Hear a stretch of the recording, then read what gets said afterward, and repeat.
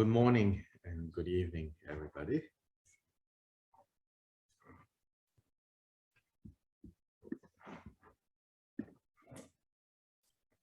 Good to see everybody, thanks to technology. And of course, our good karma to have this kind of technology during these rather unusual times, at least unusual in our lifetime.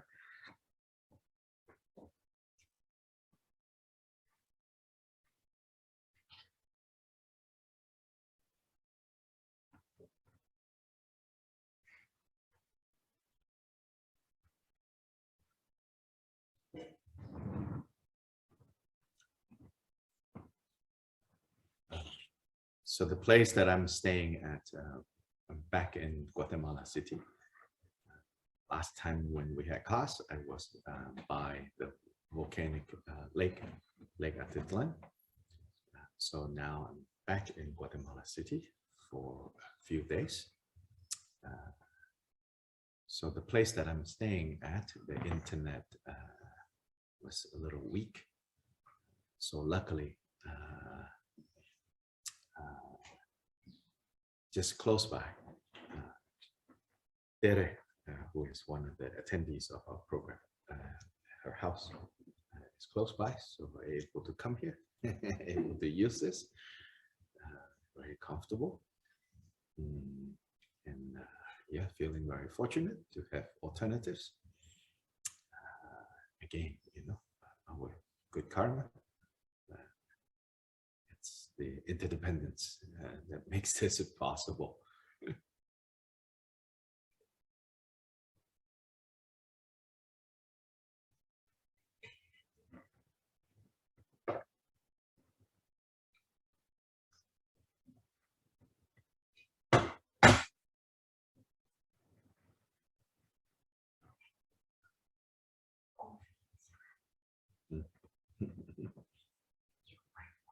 Okay.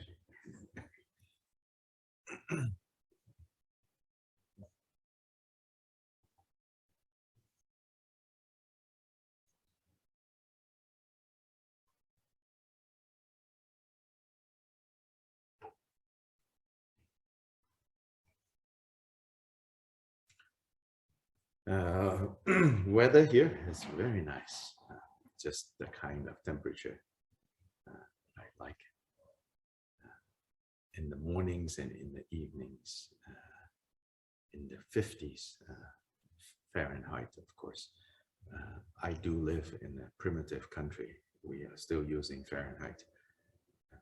The rest of the world has become more advanced.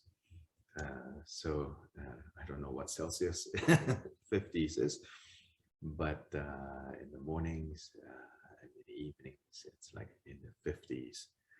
Then in the daytime, it goes to about mid 70s, not humid. So very nice, very temperate climate here.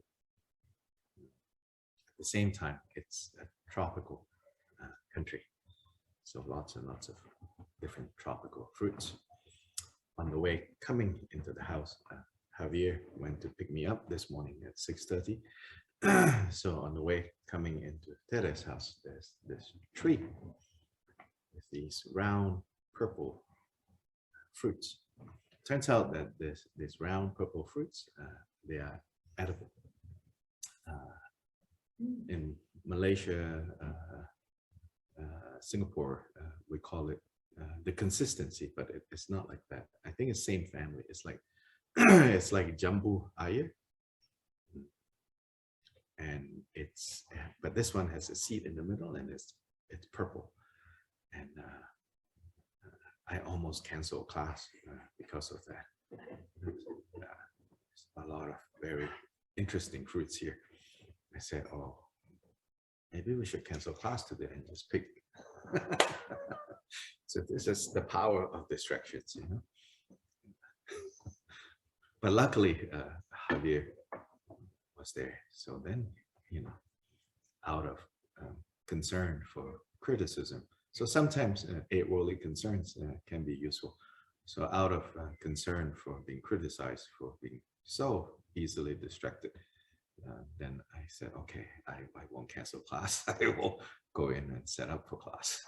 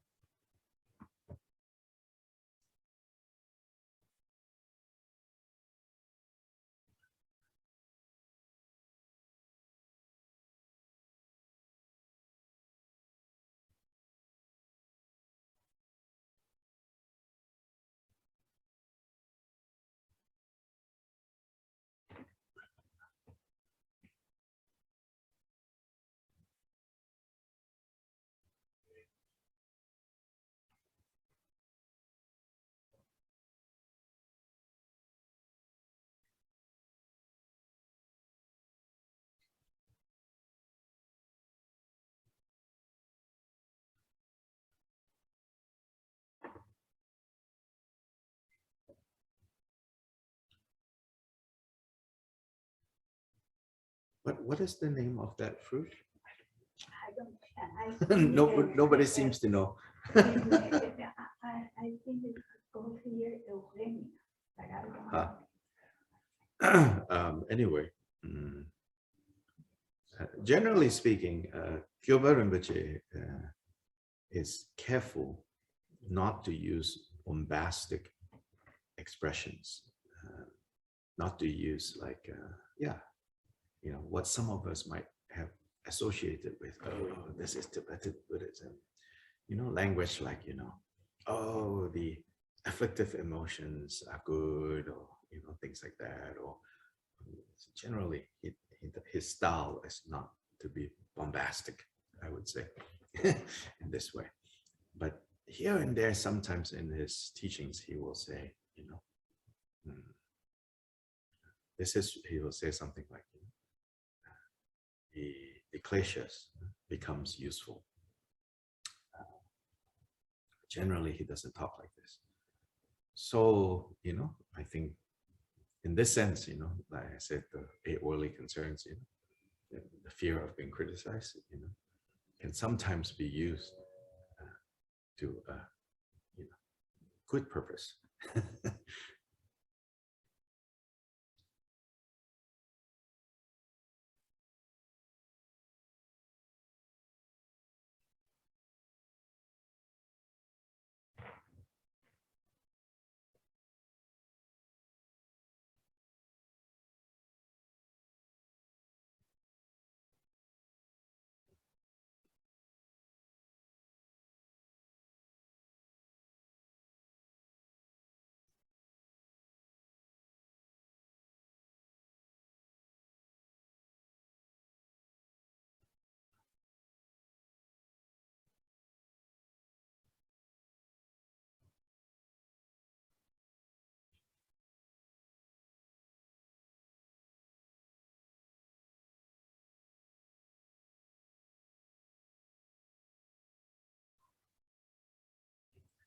Yeah, the fear of being criticized, the wanting to be praised, the fear of pain, and preference for pleasure.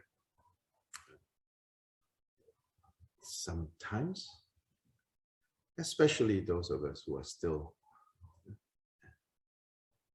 just starting, and it feels that way for all of us probably, that they can be usefully, kind of skillfully, if we can skillfully use them.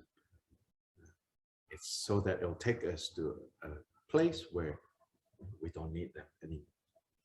So as much as we talk about be done with the 8 worldly concerns, it's not like you just fire them and tell them not to come back, and that's the end of that story. It's also skillfully working with them. Even as we work with them, we always have this understanding that ultimately they are things to be purified and abandoned because you don't need them.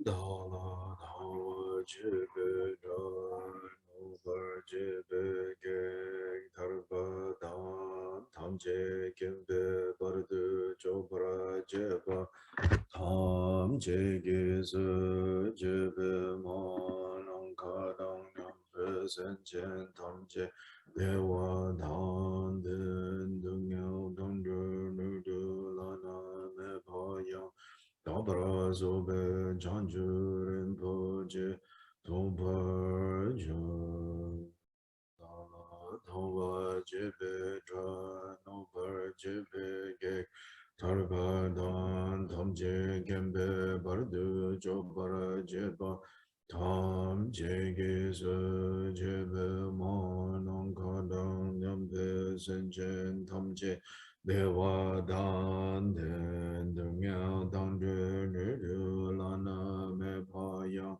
Dabra Zobe Janju Rinpoche Tobar Jo Dala Dava Jebe Drai Nobar Jebe Ge Tarbada Tamje Gembe Bardu Jobara Jeba Tamje Gizo Jebe Mana Kadam Nyambe Senjen Tamje Dewa Dan Den Dunya Dan Du Lana Me Paya Dabra Zobe Janju Rinpoche Dobara Jade Jedu Sama Gigi Bardu Luna Yisum Gewa Go Mashi Bardu Luna Yisum Gewa Lago Du Derene Sunde Nema Santa Samji Bardu Lunga Yisum Gewa Lago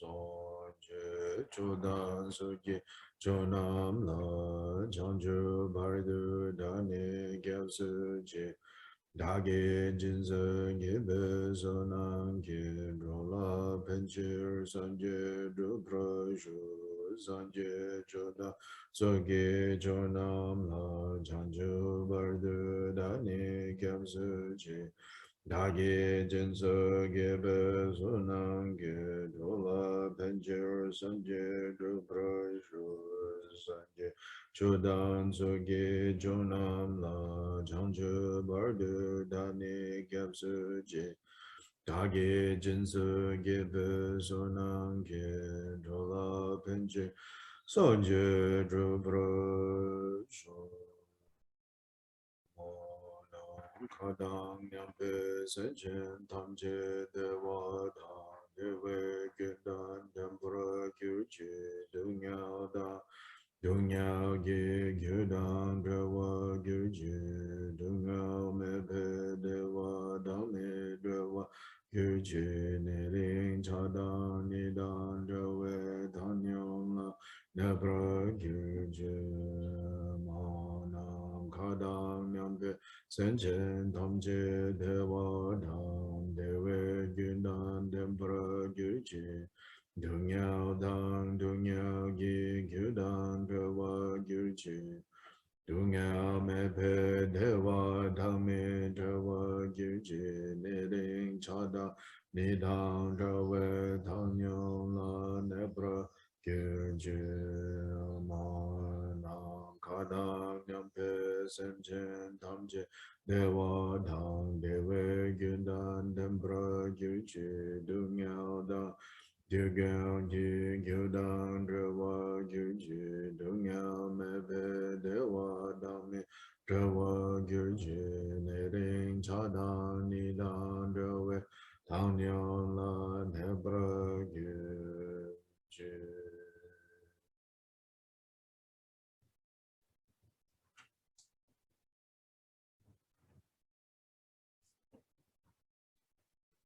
In all the worlds rules of the 10 directions, recite Tathagatas of the 3 times. Before each of you lions among humans, I prostrate joyfully with body, speech, and mind. By the power of this aspiration to know Bodhi, all conquerors appear vividly in my mind. With as many bodies as there are atoms in all lands, I prostrate to all you conquerors. In each atom a Buddha's numberless as atoms, all in the midst of the heirs of the Buddhas. Thus I conceive of this Dharma Dhatu as completely filled with you conquerors in this way. With infinite oceans of praise and oceans of diverse melodies, I sing the excellent qualities of all you conquerors and praise all of you gone to bliss with the best flowers and best garlands, best music, ointments, and excellent parasols, finest lamps, and superior incense. I offer to you conquerors with excellent garments and best fragrances and sandalwood powder heap high as Mount Meru. All wondrous offerings perfectly arranged I offer to you conquerors. These vast and unequal offerings to each and every one of you conquerors with the power of conviction and noble deeds, I prostrate and offer to all you conquerors. All the harmful deeds that I have done with my body, speech, and mind under the power of desire, hatred, and ignorance, I confess each and every one of them. I rejoice in all the meritorious deeds of all conquerors in the 10 directions and the heirs of the Buddhas. Solitary realizers here is still in training and beyond, and all wandering beings. You who are lamps of the worlds of the 10 directions, who have unobstructedly attained Buddhahood through the stages of Bodhi. All you who are my protectors, please turn the unexhaled wheel of Dharma. With palms together, I earnestly beseech you who may intend to manifest final nirvana. Please remain for as many eons as there are atoms in the world, for the happiness and well-being of all wandering beings. Whatever slight virtue that may have been gathered through prostrating, offering, confessing, rejoicing, requesting, and beseeching, I now dedicate to complete Bodhi.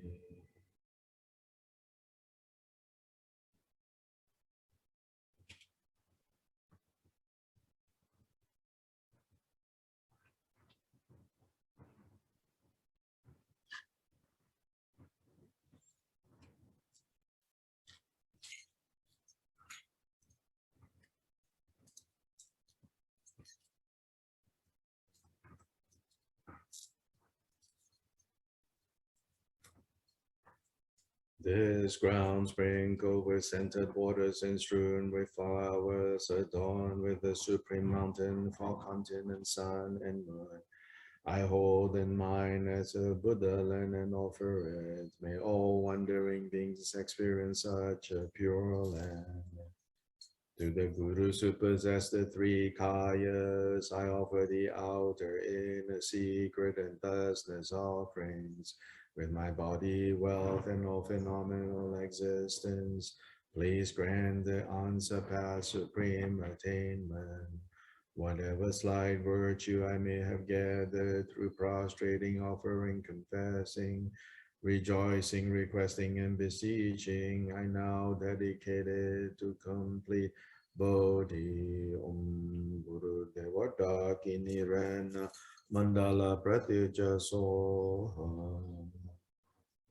Please turn the wheel of Dharma of the greater, lesser, and common vehicles in accordance with the dispositions and mental capacities of sentient beings.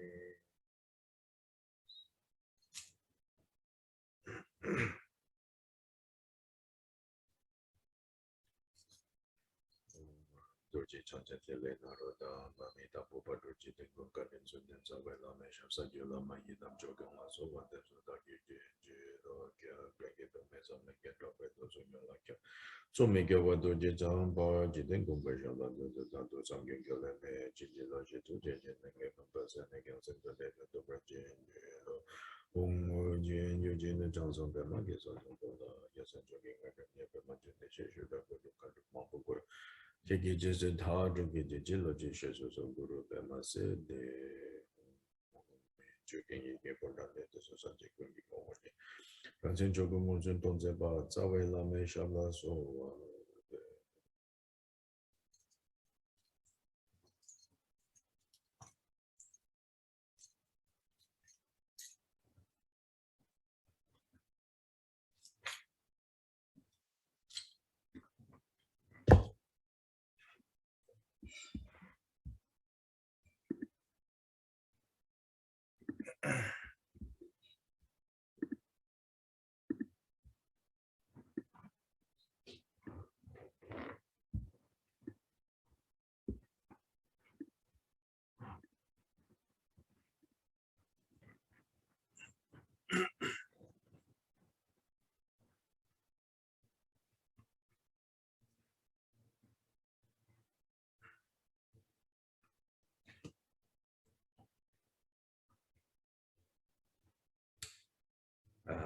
So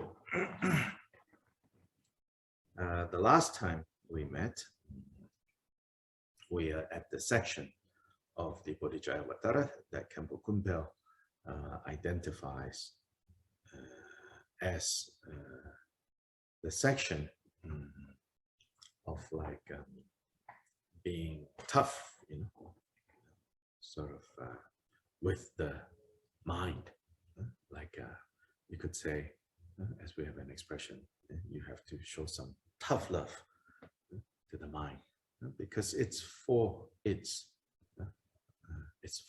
for its good that you have to be tough with it. Then, starting on verse 174, he identifies as now you need to be tough with the body, mind and body being the two sets of processes that are constantly going on. So when we use the word body and when we use the word mind, we should not think of body and mind as two things, as if they are two just units. But actually, no. When we say mind, we are referring to a whole complex coming together of different elements that becomes this process. It's constantly changing. So I think it's easier to see how the mind is constantly changing. And sometimes we forget that body too is not a thing. Body is also constantly changing. Body is not one unit. Body is the coming together of many different elements that are constantly changing. So your cells are, some are dying, some are being produced, some are in, a growing stage, some are in midlife crisis stage. So all of that is going on, body and mind. So now, starting from 174, he says, how to be a little tough with the body, so that you don't just pamper the body. So that's starting this section.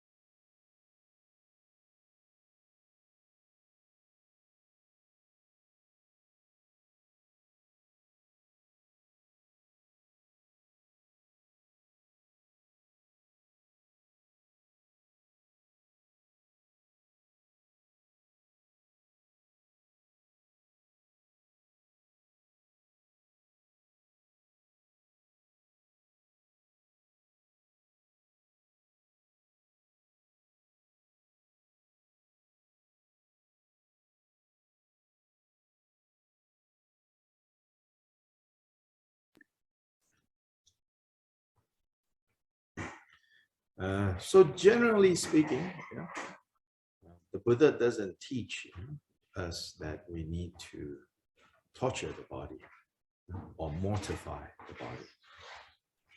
In fact, during Buddha's time, there were many other spiritual traditions that had a much more, you could say, harsh attitude towards the body. They saw the body as something that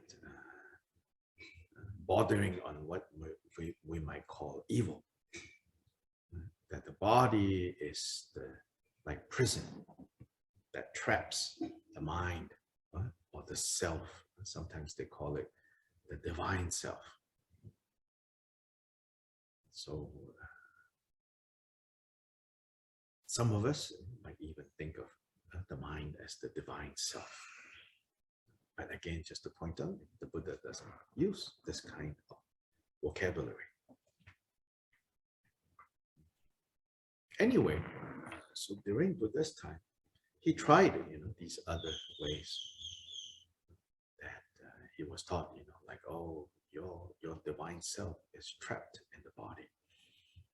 So in order to achieve freedom and liberation from suffering, you have to basically weaken the body and the body's hold on this divine self.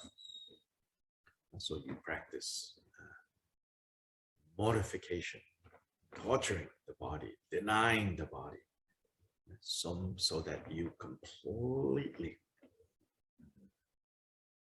kind of reduce the body's hold on your divine self until your divine self becomes free.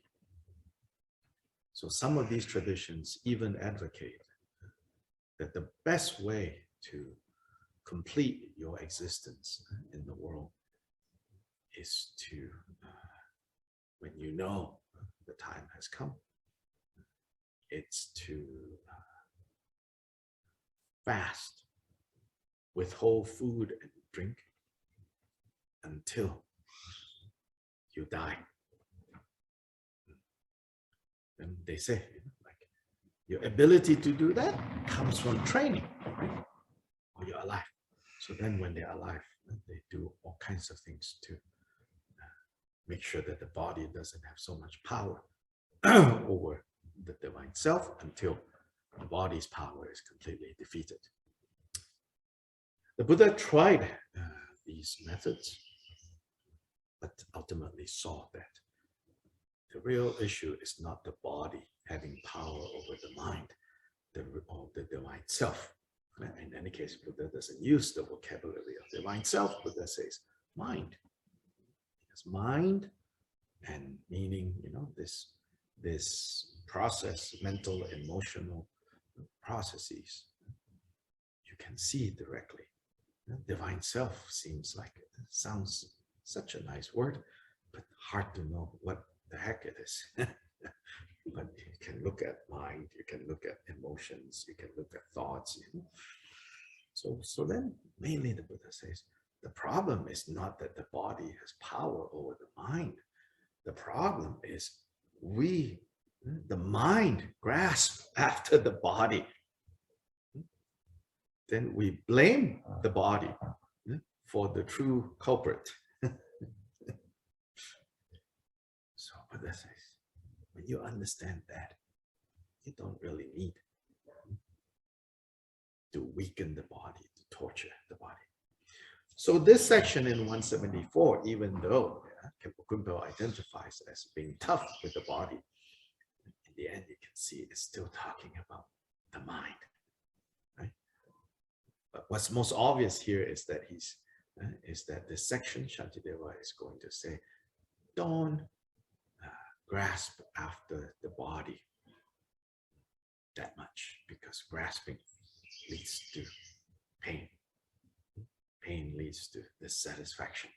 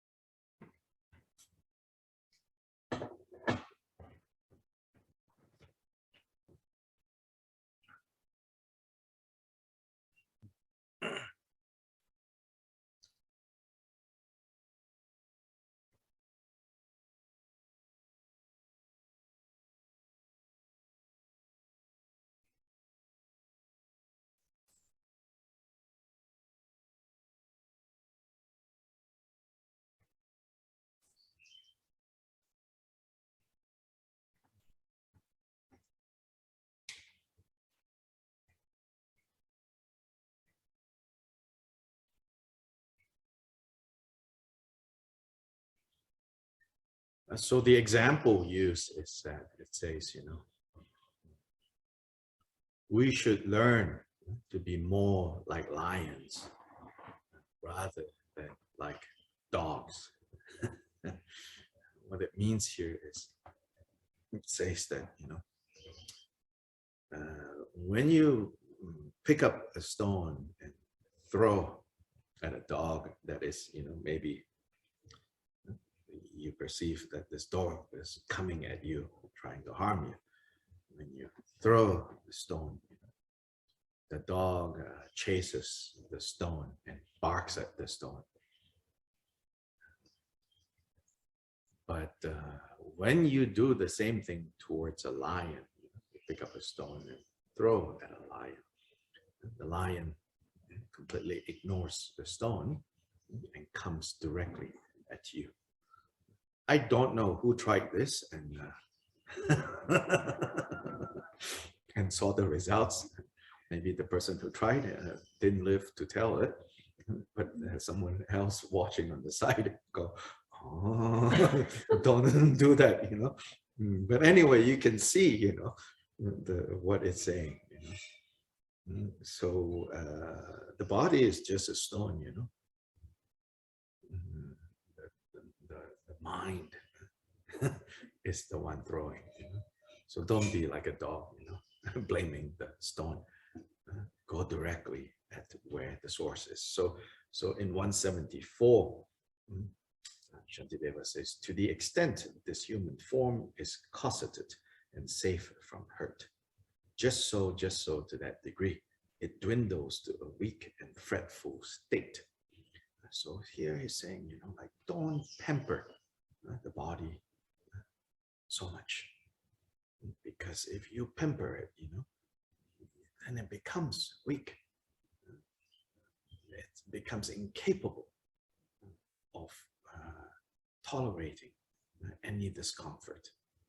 It says, don't watch out for that,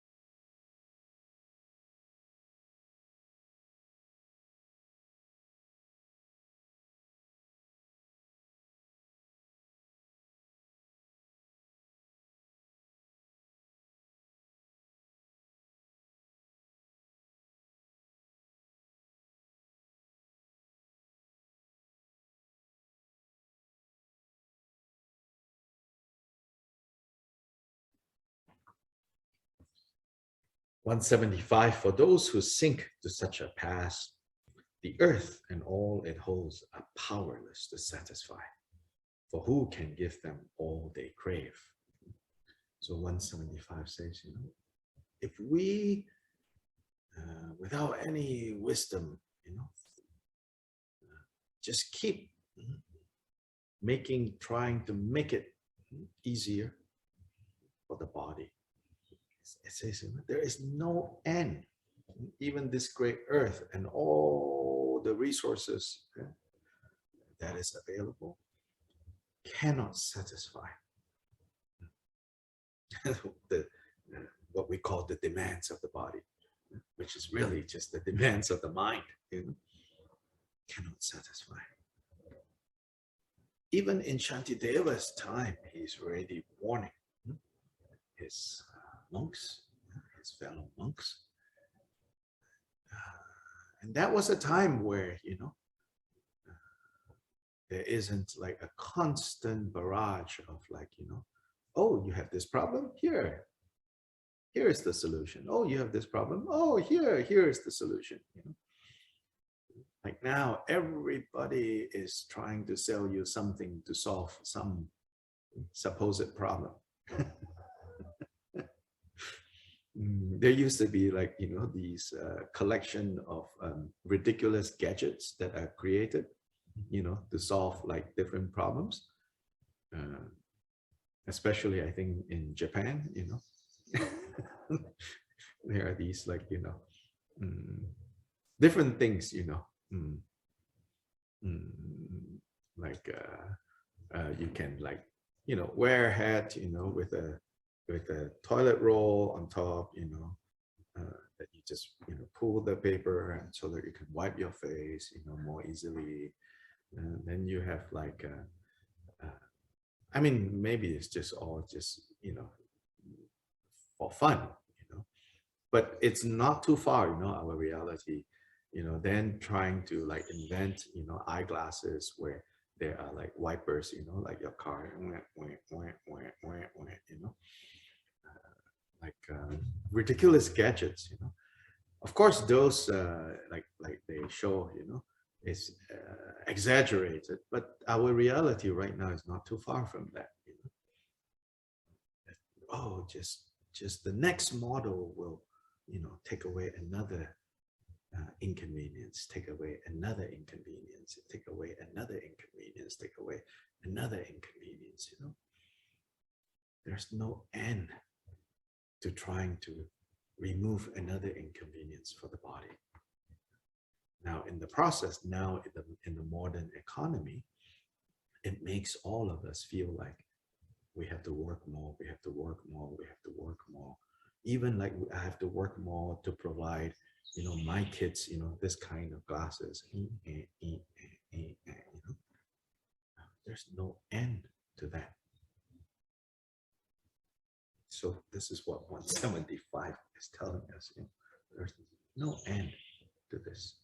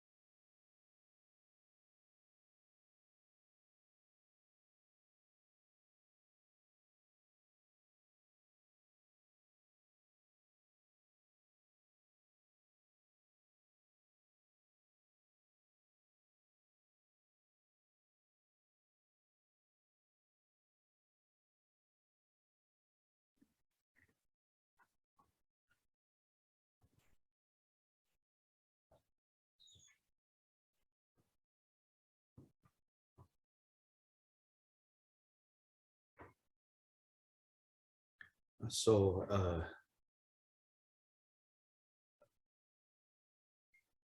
100 million years ago, there was 24 hours a day. Today, there's 24 hours a day. That, I think, is pretty sure.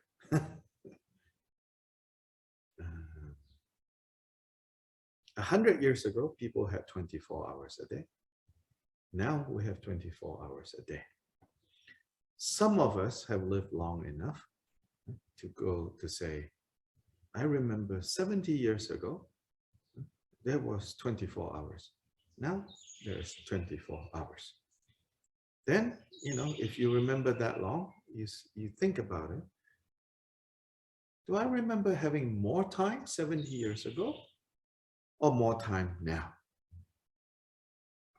Now everybody running around. Oh, not enough time, not enough time. Oh, not enough time, not enough time. I live in Asheville, North Carolina. A high percentage of retirees. Oh, I have never seen more busy people. Or at least I have never met people who are more busy in their minds than retirees in Asheville. Oh, busy, busy, busy, busy, busy, busy. And meanwhile, 70 years ago, you look around, if you remember, what things do you have in your house and what things you have now? I'm sure, there's 10 times more things now.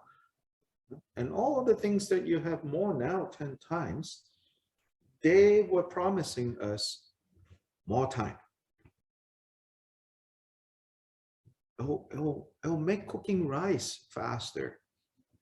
It will make washing clothes faster. It will make, writing papers faster. Do we feel that we have more time now or more time then? I'm sure, it feels like, oh, less time now. So all these promises are lies, And once we believe in that lie, there's no end to it. Meanwhile, in between, right, the lie and us buying into the lie, nobody got even 1 second more in the 24 hours. 100 million years later, nobody got even 1 second more out of all of this. And all we have is a pile of trash. I mean, for real, landfills with all the stuff that we have created, they don't go away, Away just means you don't need to see it anymore. So in the US, they used to ship all the trash to Malaysia. And some other places like that. When we live in Malaysia, we never knew, we were accepting these big ships of trash, that then got hidden away somewhere and poisoning the land. So we have to think about this, like, I'm not saying, oh, let's go back to the primitive times. Actually, I'm the first person who will say, no. People used to ask, if you can choose, what time, what period in history you can go live in. I said, no. It's really hard, all those other periods. I like this period. So I'll be the first to admit, I love the convenience and the comforts of now, But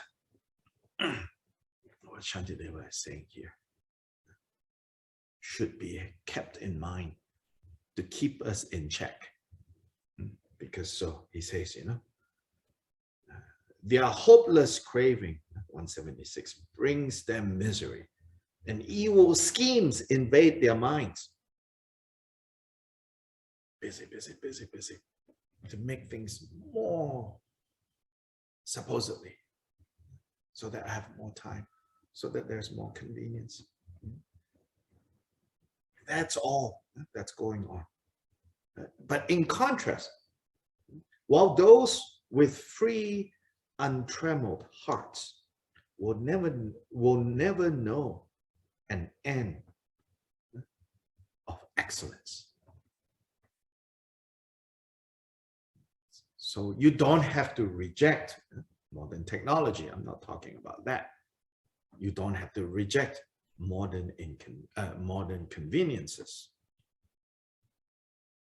But the heart needs to understand freedom doesn't come directly from these conveniences.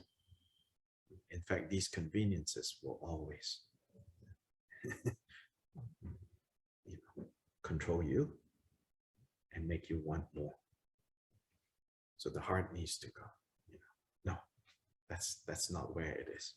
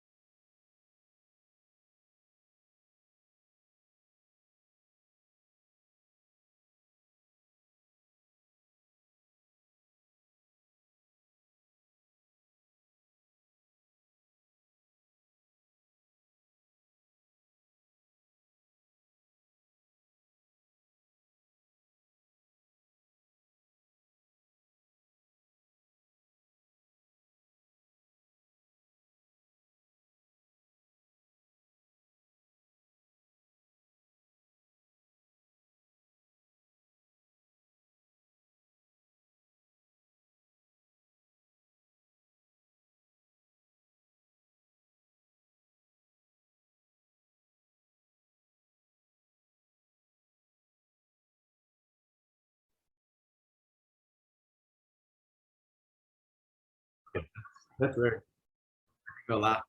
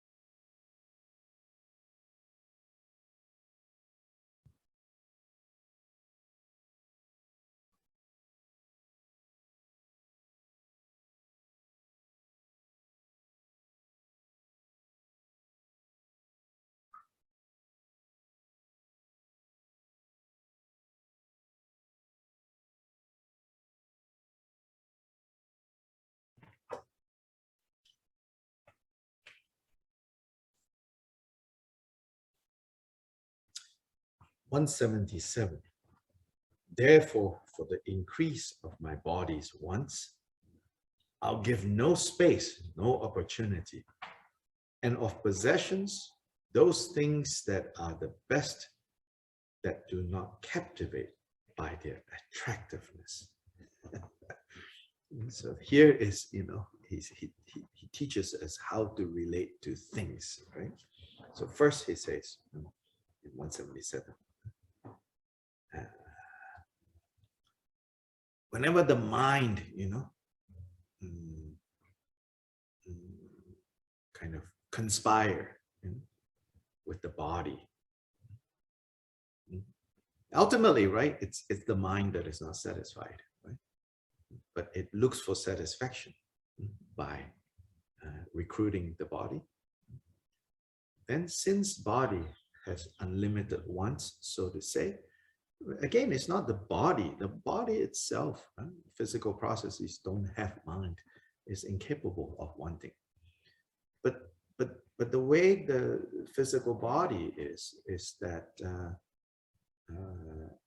it always, because its nature is to fall apart. So then, because its nature is to fall apart, to come together, to fall apart, to come together, to fall apart. So in that sense, the falling apart is infinite. Then the nature of the mind is not to fall apart. But because we don't recognize the nature of the mind, we mistakenly become dissatisfied. So then the mind mistakenly, or sneakily, hard to say, mistakenly or sneakily, tries to fix the unfixable, which is to prevent the falling apart of body. So then here, these two lines, it says, therefore, for the increase of my body's wants, I'll give no space, no opportunity. So he says, you need to be firm. Again, okay, I'm not talking about like torturing your body. That's not what Shantideva is talking about. But what it is talking about is to recognize that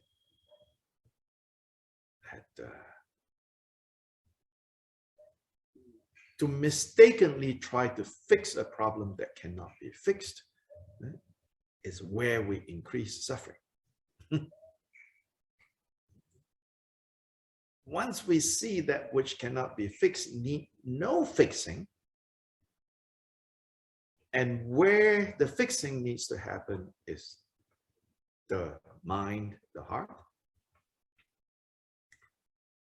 And where the fixing of the mind and of the heart is the recognition that it actually needs no fixing, which is nature of mind. Once we have some understanding, I'm not even talking about like full realization of a Buddha, of the nature of mind that leads to becoming a Buddha. But I'm saying, I feel that once we know even a little bit of this, it says, already you have broken samsara. That's the good news. Already you have broken samsara. Not completely dismantled samsara, but you have already broken samsara.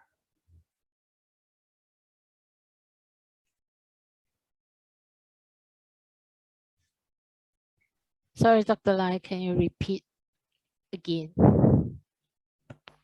Can you hear me? Yes, go ahead. Can you repeat again? Which part did you catch or not catch? The explanation of 177. Okay. So you have body and you have mind, right? So here it's phrased as the body's increasing wants. The body keep wanting. But it's actually not the body that wants. What belongs to the body is the falling apart of the body, which is part of its nature. It comes together, it falls apart. Right? Every cell, right, comes together, falls apart, comes together, falls apart. So actually, it's not the body's wants, actually. But why Shantideva uses it's the body's wants is because we feel like this is what the body wants. or we say this is what the body needs. But the coming together and falling apart, and the coming together and falling apart of the body is its nature. Then on the mind side, because nature of mind has not been seen, has not been understood, has not been realized, right?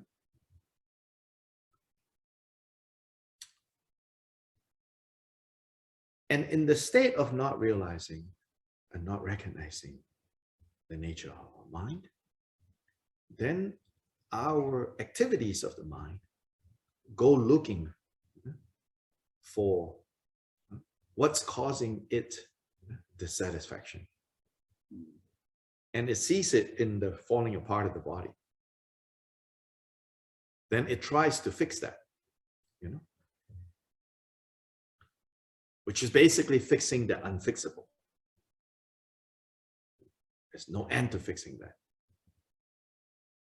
Rather than putting all the efforts in looking at the activities of the mind, the activities of the heart, so that by looking at those activities, it can trace further back to where the activities come from, where the comings and the goings of the mind come from,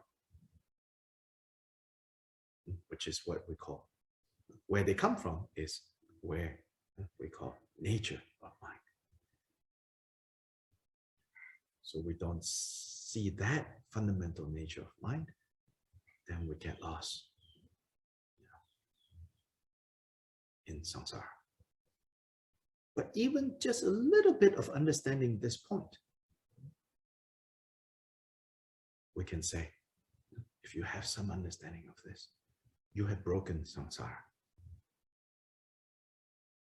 Not completely dismantled samsara, that is what a Buddha, where a Buddha is, but you have already broken samsara if you just understand a little bit about this point.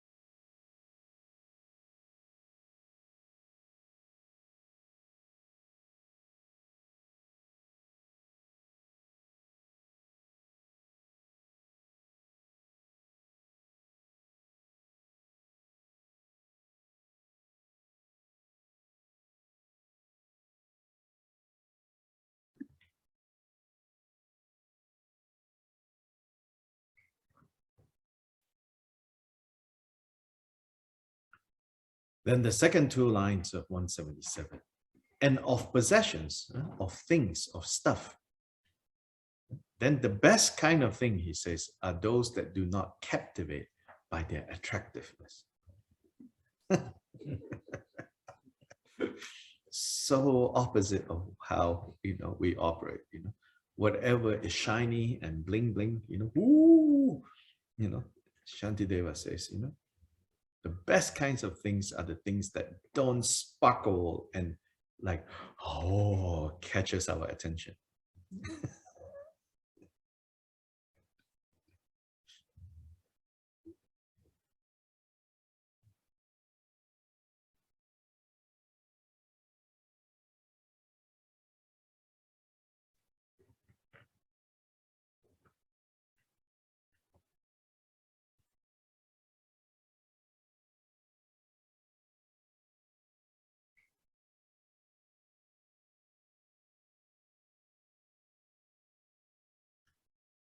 And we often say, oh, that's very attractive, whatever that is, right? The situation, the thing, the person, that's very attractive. What we don't see there, in that is very attractive is probably I have come under the power of that situation, that person, that thing.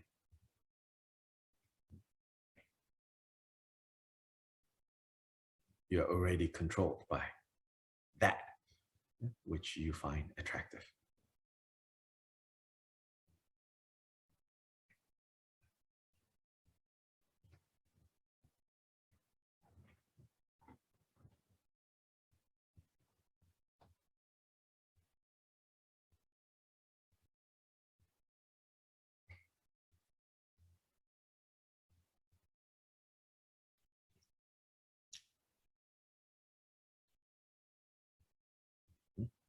Yes, Judy, there's a question, comment?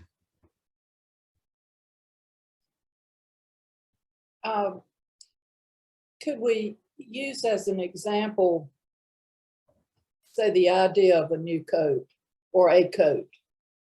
It's cold outside, so the body needs a covering to stay warm. Now, it's the mind, I suppose, interprets what we feel as cold, but we probably can't unhook those two things. But if we want a particular coat or a more expensive coat or a new coat versus a hand-me-down, we perhaps are trying to fix a problem we think is the body's problem, but it in fact gets back into our mental desire to impress, to look better,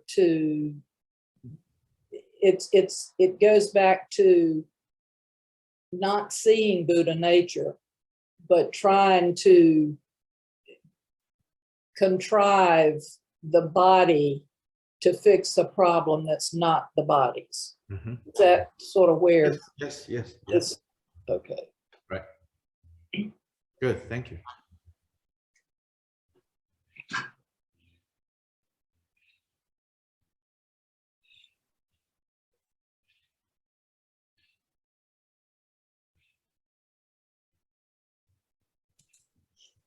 Dr. Lee, could you please, I didn't actually understand Basically, Judy's.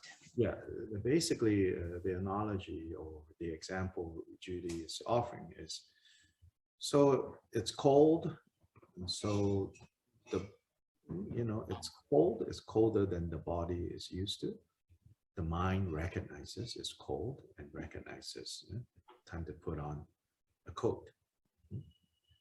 Then the next step, right, to put on the coat. Then you go to the coat closet and look at the coat. And that's when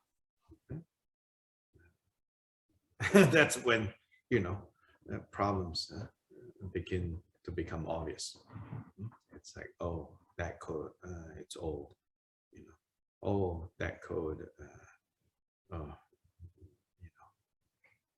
this person gave it to me, you know, oh, that code, right? All these things.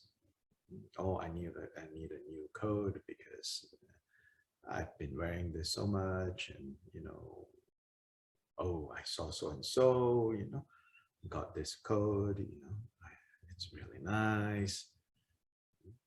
All sorts of like stuff, and that's now because of not seeing, understanding, operating from the fundamental goodness and perfection of the nature of mind, of Buddha nature. Then we try to improve things, but we're improving things in an area that cannot be improved. And that's because not seeing the fundamental perfected state of nature of mind. So then the body's reasonable needs becomes a basis for unreasonable chasing of things that can never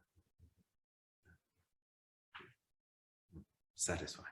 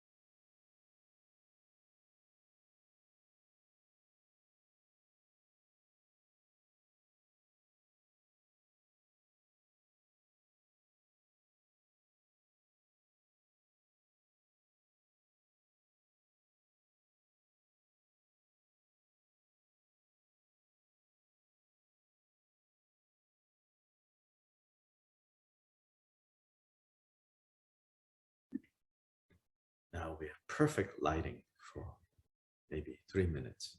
Okay? And then impermanence.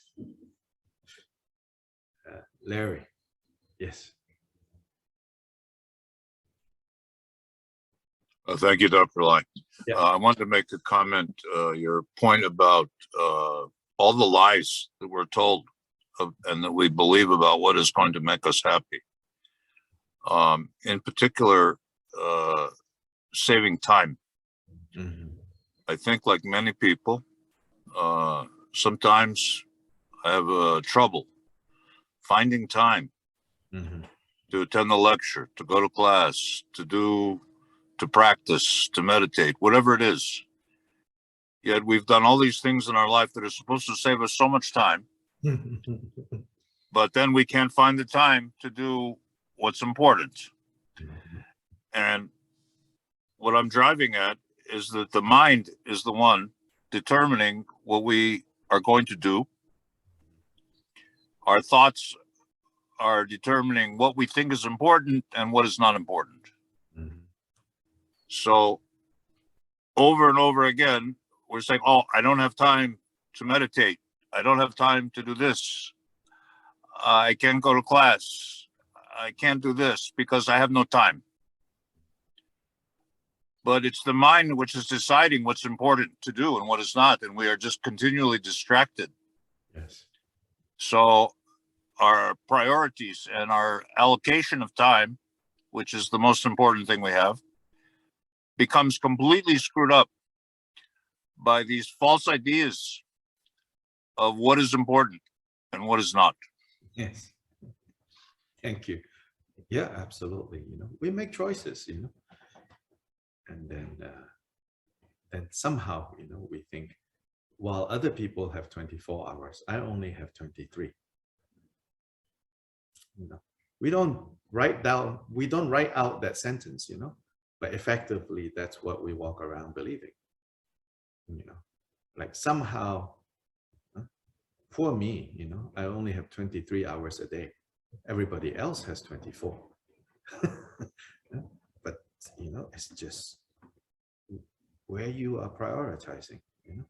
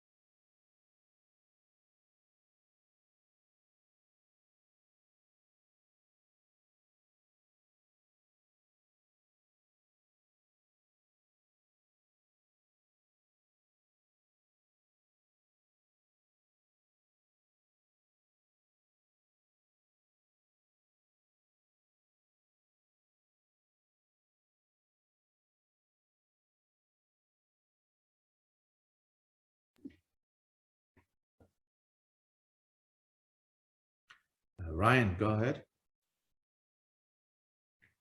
You have to unmute. Yeah.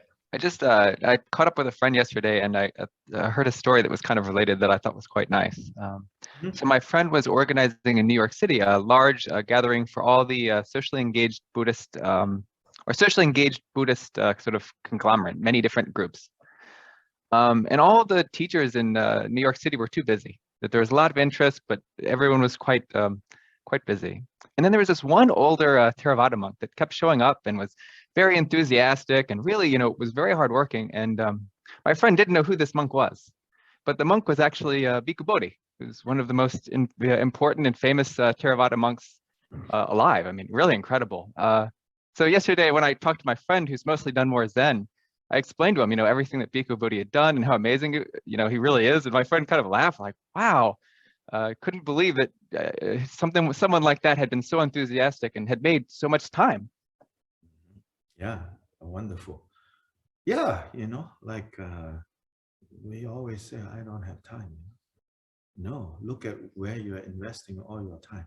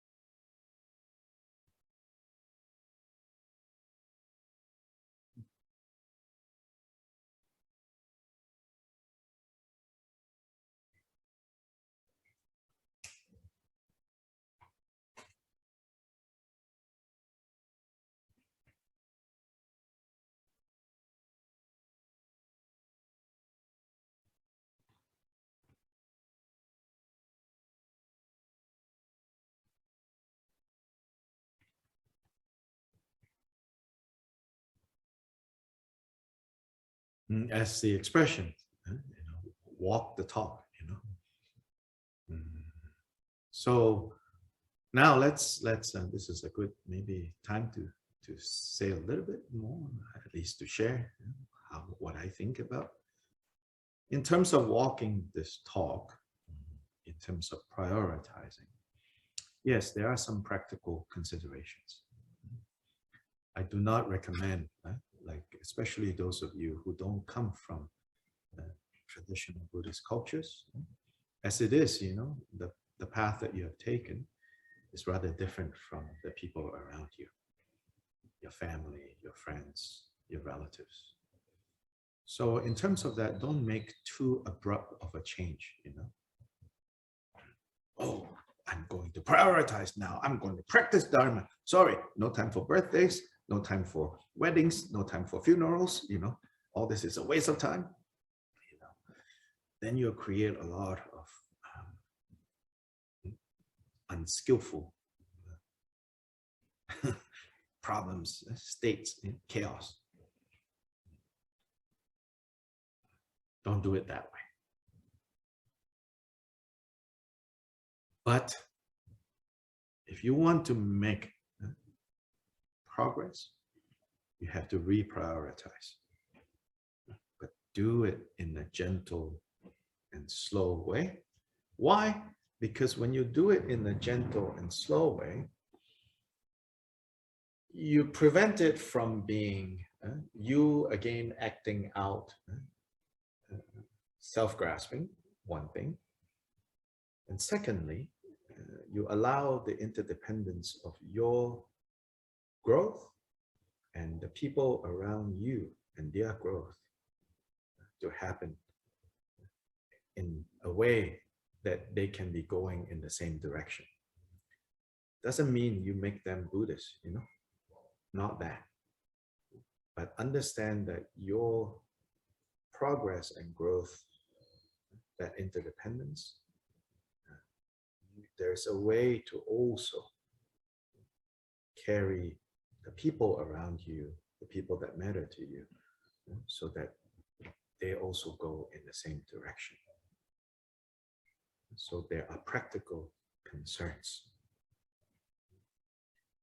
Yes, there's a fine line between continuing to be stuck in what we've been doing all our lives that are basically futile, pointless, useless. But even seeing the pointlessness and uselessness of that, you cannot make these abrupt changes because it might not serve you well and will not serve the people around you. But if you do it in a way that takes this into consideration, I can say, like when the people around you that you're connected with are also brought into this interdependence, they will recognize that, your reprioritizing is not a rejection of them, but rather a deeper concern for them as well. Then they will respond accordingly.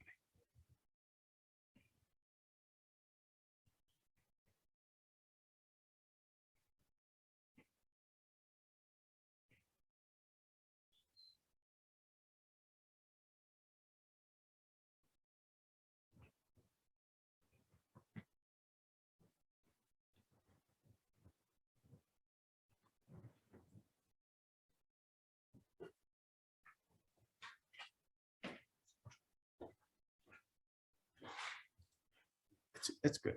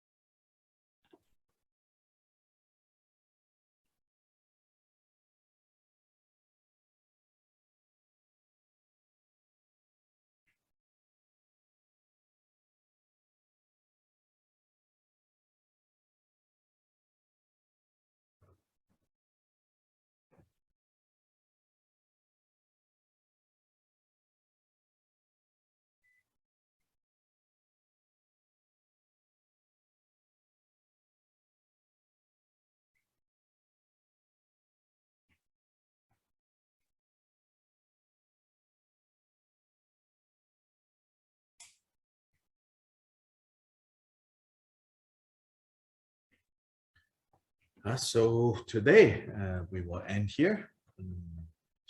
And we will have class next Tuesday, but next Saturday we will not have class.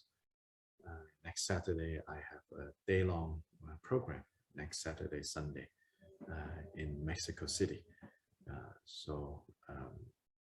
But this coming Tuesday, we will have class.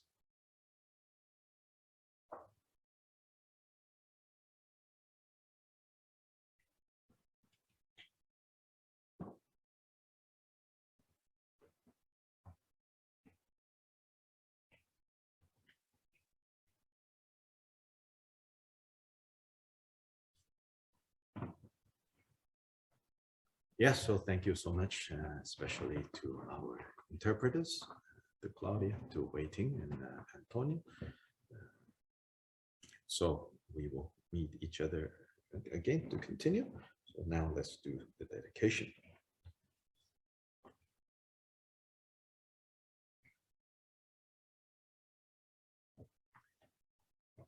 Chanchu Semcho Rinpoche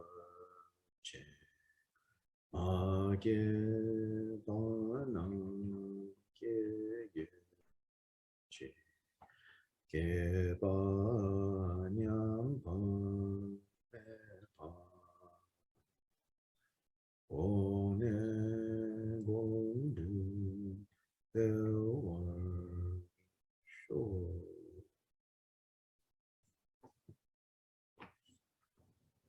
Okay, ta-ta, everybody. Thank you, Lama Lang.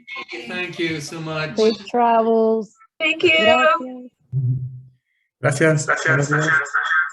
Thank you.